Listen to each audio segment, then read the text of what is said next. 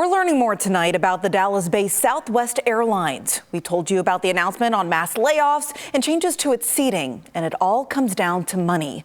Our media partners at Texas Monthly are asking, where did the love go? Joseph Guinto looked into all of these questions for us, and he joins us for tonight's discussion. And Joseph, first question for you.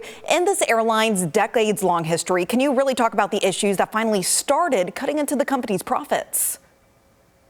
Yeah, the profits have been a problem since about 2018. Costs are up about 30% since then. And there have been several big things that have contributed to that. One was a big operational meltdown around the holidays in 2022. You may remember about 2 million passengers got stranded when Southwest network kind of fell apart and they basically stopped flying for a day and a half. That cost a lot of money to fix. There were a lot of technology pieces that they put in place, a lot of system changes that they put in place.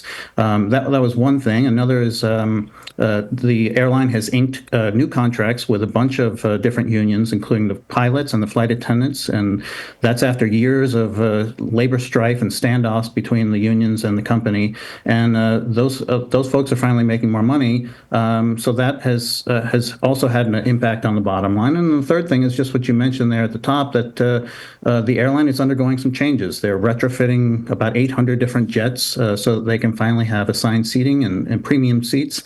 And that stuff is expensive. And so all of those things have really eaten into their bottom line, cut profits into about half over the past couple of years.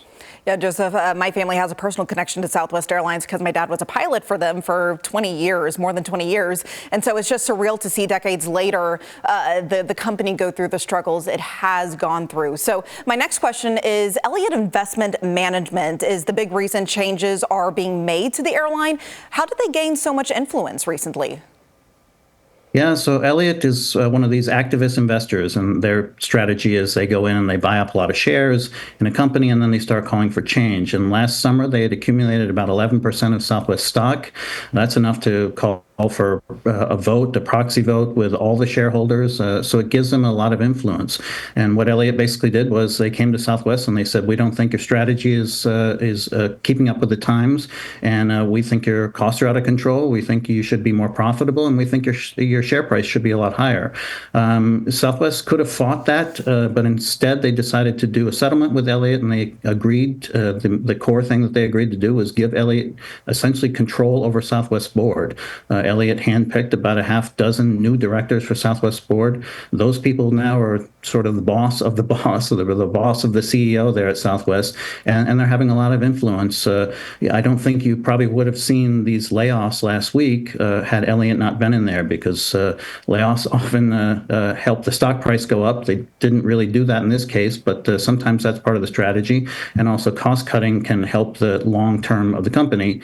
And Southwest had never had a layoff like this in its 53-year history. So it's hard to imagine that new handpicked board didn't do this directly. Wow, that's interesting, your insight there. Also, in your article, a theory is mentioned about the possibility of pushing Southwest into debt. Can you really explain that for us? And has Elliott or Southwest said anything about it?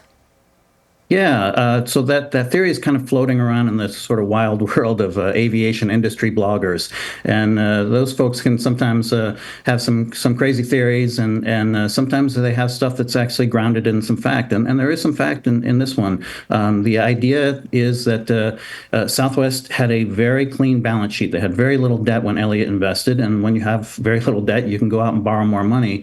And Southwest has announced that they're going to buy back about $2.5 billion worth of their stock. That typically helps an investor like Elliott to make a lot more money. And so whether they're going to do that with a lot of debt or not remains to be seen. They have decided to sell some airplanes to fund that repurchase, and that's really kind of a core change in what you see with Southwest philosophy.